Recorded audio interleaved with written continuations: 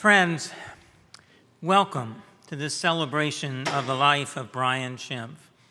I am Bill Jones, the former senior pastor here at Williamsburg United Methodist Church. Earlier this year, Bryan called me at my home in Waynesboro to see if I would be willing to speak on his behalf today. He and I have talked and met together, and Bryan left me a detailed set of notes, and I feel confident that what I say today will be an accurate view of what he would want us to know about him, what he would say about himself.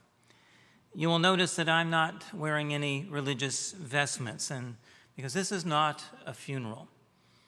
Bryan did not want this to be a sad occasion, but one that is truly a celebration of his wonderful life.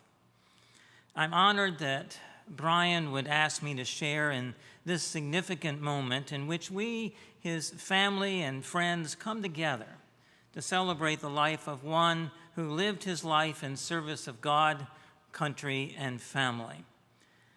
Bryan wanted to thank all of you for coming today and everyone who provided prayers, cards, meals, flowers, and other things that were inspirational and comforting to him and his family. So now, I invite you to stand as you're able as we sing God is Here, and that's in the red hymnal, number 660, and we will sing verses 1, 3, and 4.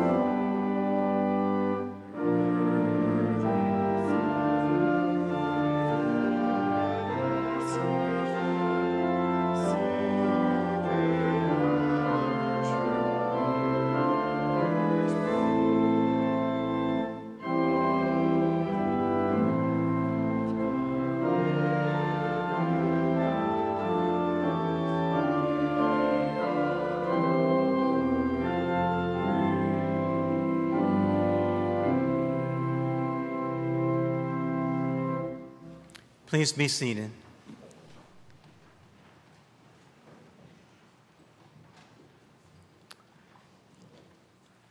On January 24th of this year, Bryan had a seizure in the night. This was the first indication of a brain tumor. Although he was in the hospital, rehab, and treatment for cancer, he continued to fight and learn.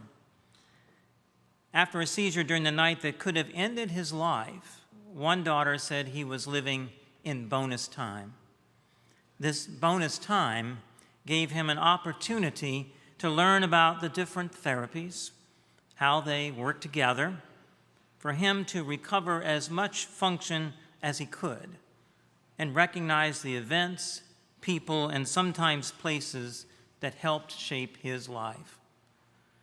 This bonus time also gave Bryan an opportunity to have some reflection on the many opportunities he was given throughout his life, and recognition of opportunities and events that later shaped his life. One of these was the opportunity to be a graduate of the military academy at West Point and a member of the class of 1969. His associations with classmates were dear.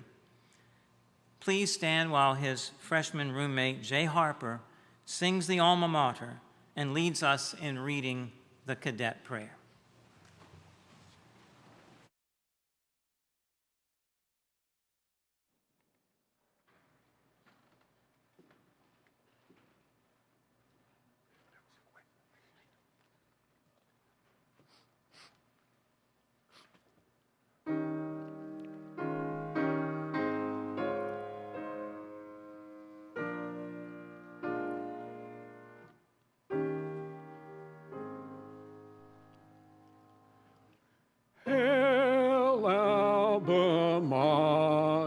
Dear, to us be ever near. Help us thy motto bear through all the years. Let duty be well performed, honor be e'er untorn, country be ever armed.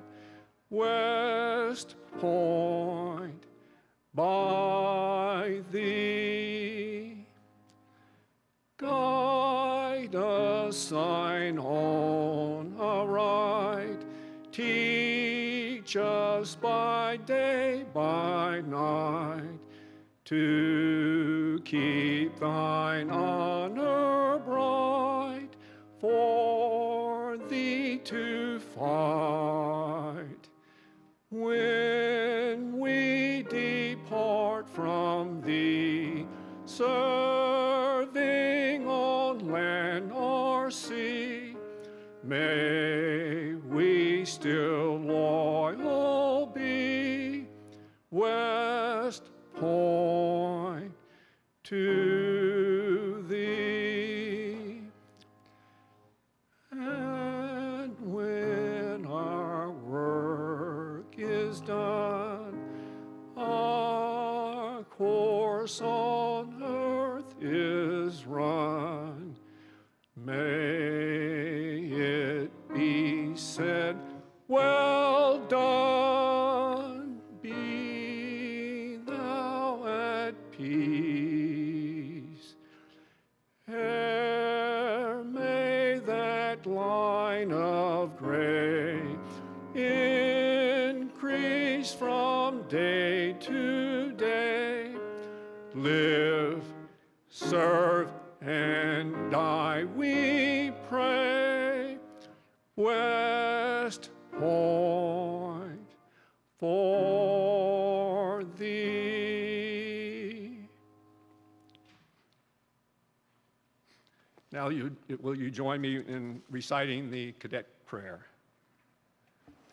O God, our Father, thou searcher of human hearts, help us to draw near to thee in sincerity and truth. May our religion be filled with gladness, and may our worship of thee be natural. Strengthen and increase our admiration for honest dealing and clean thinking, and suffer not our hatred of hypocrisy and pretense ever to diminish. Encourage us in our endeavor to live above the common level of life. Make us to choose the harder right instead of the easier wrong, and never to be content with a half-truth when the whole can be won. Endow us with courage that is born of loyalty to all that is noble and worthy, that scorns to compromise with vice and injustice, and knows no fear when truth and right are in jeopardy. Guard us against flippancy and irreverence in the sacred things of life. Grant us new ties of friendship and new opportunities of service. Kindle our hearts in fellowship with those of a cheerful countenance, and soften our hearts with sympathy for those who sorrow and suffer. Help us to maintain the honor of the core, untarnished and unsullied, and to show forth in our lives the ideals of West Point in doing our duty to thee and to our country, all of which we ask in the name of the great friend and master of all. Amen.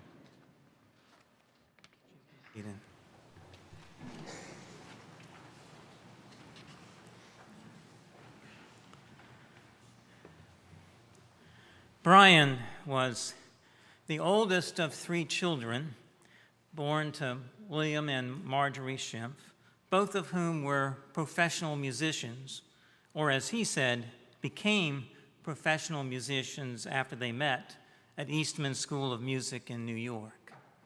Undoubtedly, they hoped their oldest son would follow in their musical footsteps, but stating this in the best possible light, Bryan was recalcitrant. On one occasion, he partly cut through a violin string, knowing that it would pop when his father tuned the instrument, and also knowing that replacement string was not in the violin case. Fortunately, time remained, giving Bill and Marjorie the opportunity to have 2 more children, Ruth Ann, 12 years younger, and Kevin, 14 years younger, each a professional musician. Ruth on piano and Kevin on the clarinet. This led to no clear career path for Bryan. Fortunately, West Point was situated just down the river from where they lived at the time. He was fortunate to be appointed to the Academy in the class of 1969. This was at a time when the Academy was almost exclusively an engineering school, and although Bryan did not benefit much from mechanical, electrical, engineering, or ordnance, there were many other things that helped him in later life: teamwork, planning, pushing beyond what you thought were your limits, and other non-academic aspects of life. At that time, there was also an evening when cadets had to select their combat arms branch, an initial assignment based on class standing. The combat arms branches at the time consisted of air defense artillery, armor, aviation, Corps of Engineers, infantry, field artillery, and special operations forces. Bryan finally settled on field artillery, and for his initial assignment chose Hanau, Germany, only because there happened to be an artillery battalion stationed there. He knew nothing about the battalion or Hanau itself. And when he arrived, he happened to bump into an aide-de-camp to the assistant commander who was stationed at Hanau and leaving academic duty. He sold Bryan his car and asked Bryan if he was interested in interviewing for his old job. Bryan said sure, not knowing what the job was about. He was selected to be the new aide by Brigadier General Alvin Cowan, who had some unique qualifications, none of which had any relevance to Bryan. He had a PhD in nuclear physics, was dual-rated, meaning he could fly Army helicopters and fixed-wing aircraft, both of which qualifications his previous aide had. As it turned out, This assignment would be transformational in Bryan's life, for it led to his marriage to Marilyn. In addition to being the assistant division commander, General Cowan was also the senior officer in the Hanau community, which meant that he had various community responsibilities. One day, traveling in the general's sedan, he mentioned to Bryan that at a school function, he met a cute girl from his home state of Texas. He suggested that Bryan take her out on a date. To most of this would seem to be an illegal order. It turned out to be the best order he could have given. Eager to please his boss, Bryan did as his general suggested and made a reservation at Heidelberg to go to the annual burning of the Heidelberg Castle, arriving at Marilyn's front door with a bouquet of flowers. There was no encouraging peck on the cheek, holding of hands, or any suggestion that this relationship would go anywhere. A month later, Bryan asked for another date, but Bryan was 45 minutes late. They missed the intended ceremony and ended up having soup at a German gas station. Once again, it appeared that this relationship was doomed to failure. Sometime later, when Marilyn went to Texas for Christmas, Bryan mailed a letter with a marriage proposal to 2 addresses in Houston, Texas, hoping that one might be a home address and the other might be a relative, betting his push for advancing their relationship. Bryan ignored all the stop and yellow warning signs. When his parents, brother, and sister came to Germany to visit for Christmas that year, they used Bryan's car while Marilyn loaned her car to Bryan.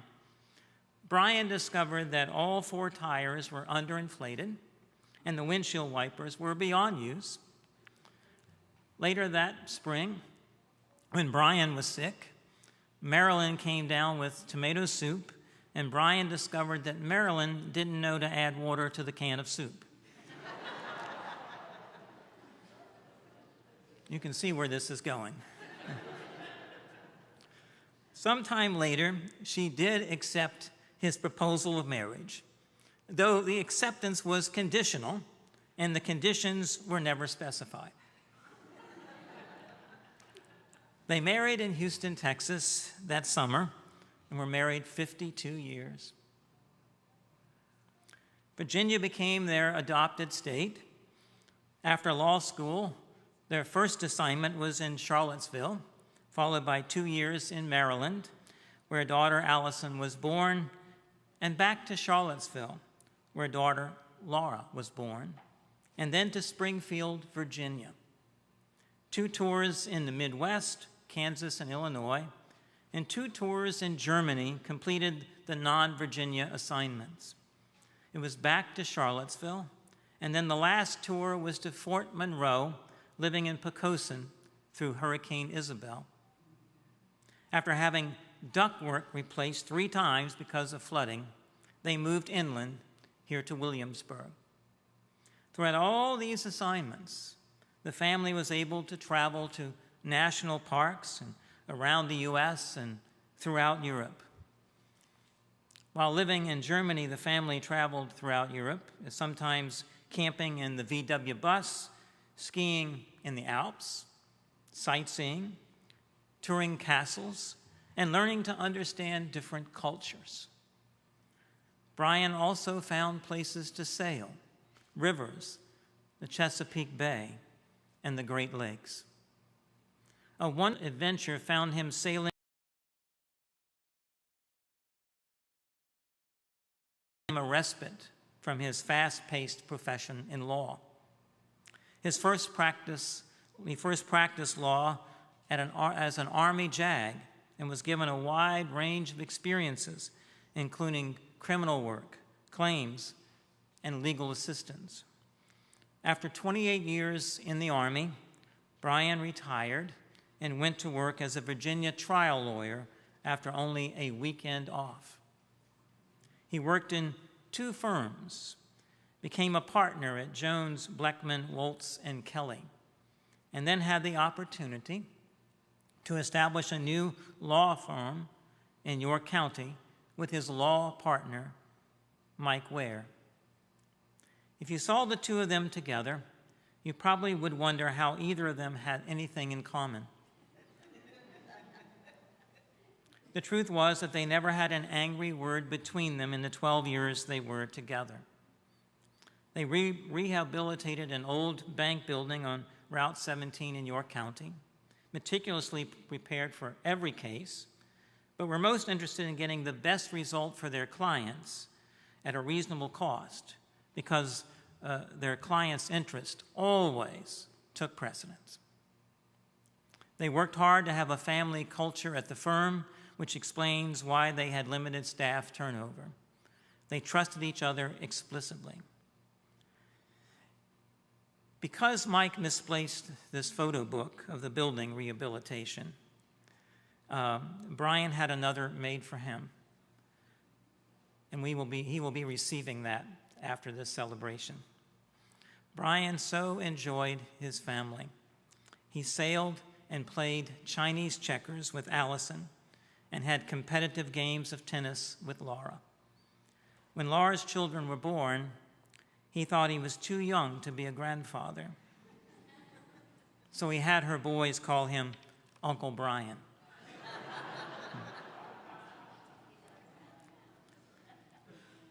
Thanksgiving with the extended Schempf family was a tradition that holds fond memories of cooking together, playing games, competition, singing, and lots of eating. He has great pride in his grandsons, Marco and Theo, with their varied interests and achievements. What a life of joy and peace and happiness. So then, let us hear members of Bryan and Marilyn's family perform Jesu, Joy of Man's Desiring.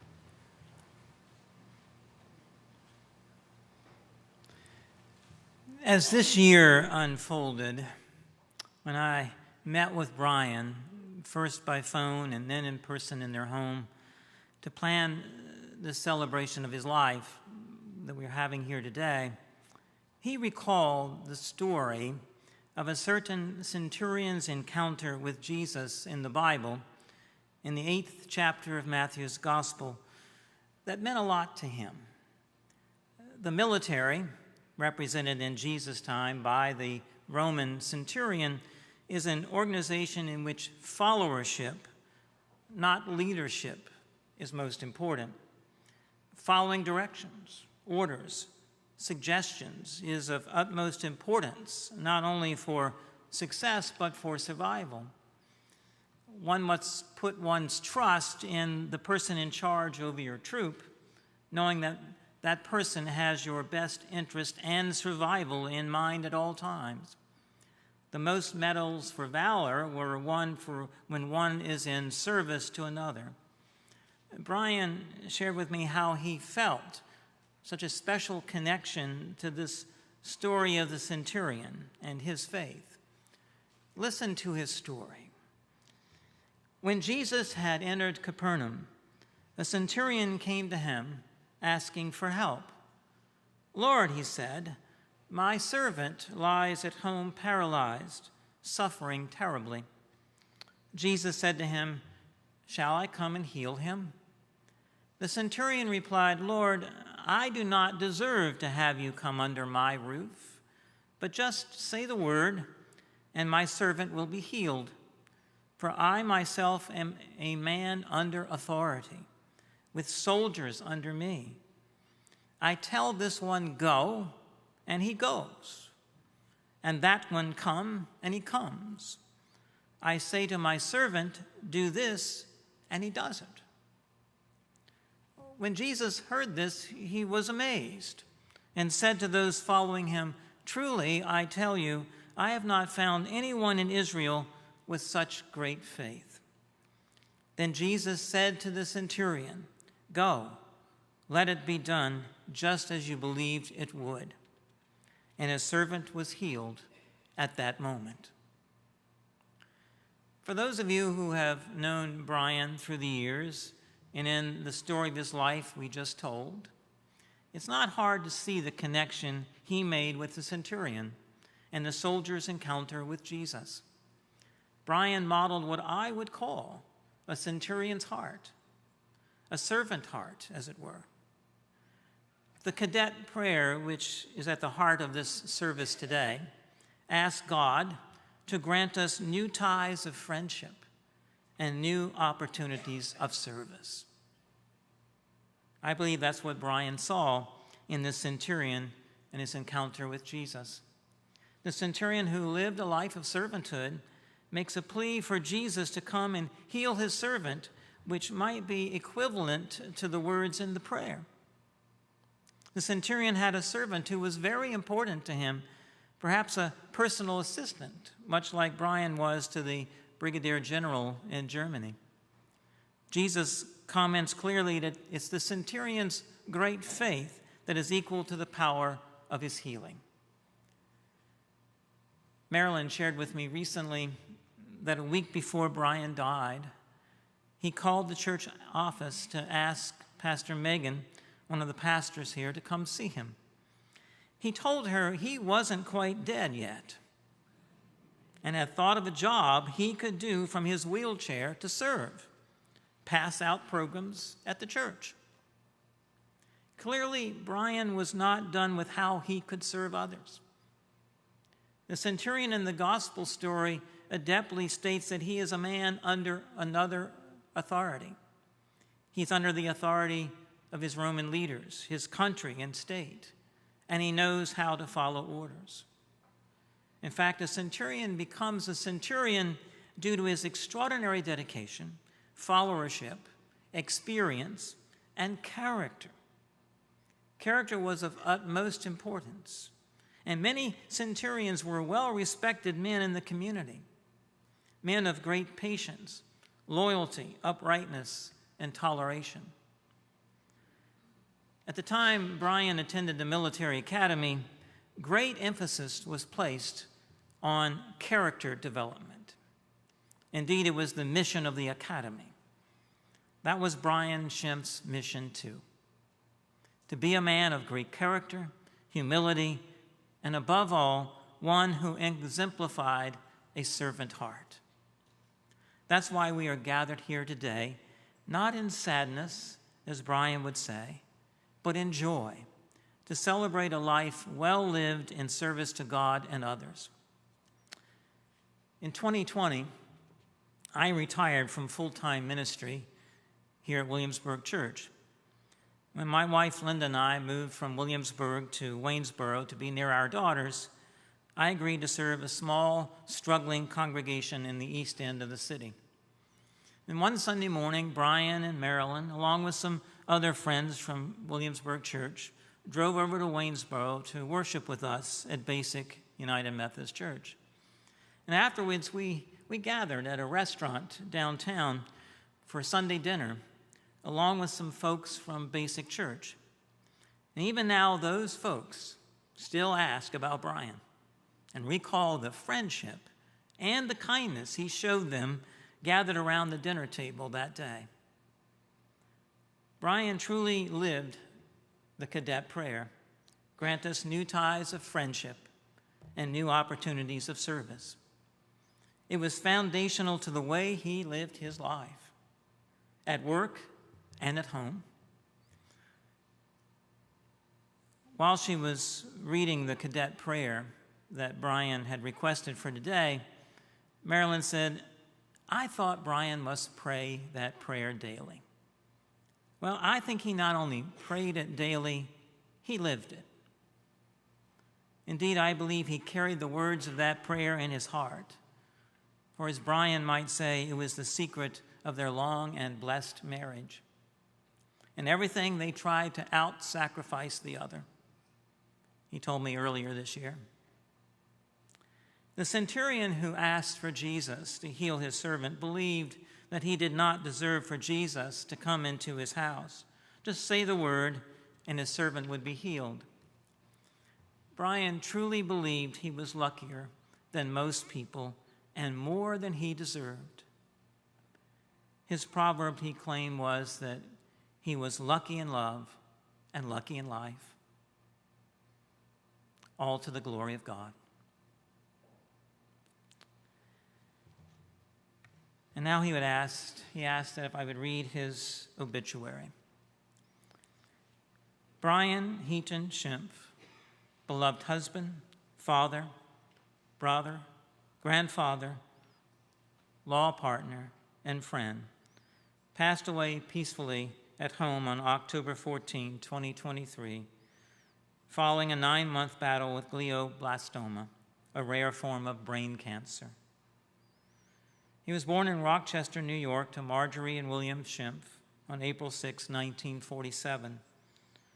Bryan was a graduate of the U.S. Military Academy and retired from active duty as Staff Judge Advocate of TRADOC, then at Fort Monroe, in the rank of Colonel. He entered private practice, first as an associate at Stein & Smith, then as a partner with JBW&K in Newport News, and finally as a partner in his own law firm. He and Marilyn met in Germany, where he was first stationed, and she was working as a teacher for the DoD Dependence School System. He and Marilyn had a great life together and were inseparable soulmates. With their 2 daughters, Allison and Laura, they traveled around the U.S. and Europe. Bryan was an avid sailor and reveled in being out on the water. It was in private law practice, however, that Bryan found his passion as an advocate. He worked tirelessly for his clients and regarded the practice of law as a secular calling.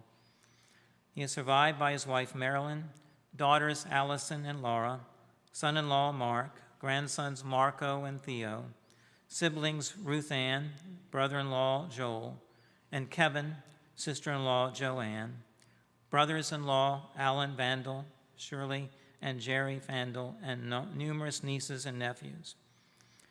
He also is survived by his law partner, Mike Ware, with whom he founded the York County law firm of Schempf and Ware, and by his long-term paralegals, Amy Ryder, Pam Denny, and Jessica Deach.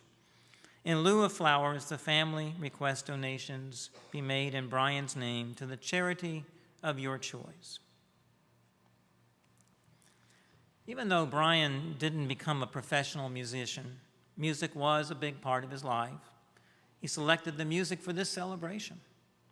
Given Bryan's love of being on the water, he wanted to close with a hymn that asked God to bless those on the sea.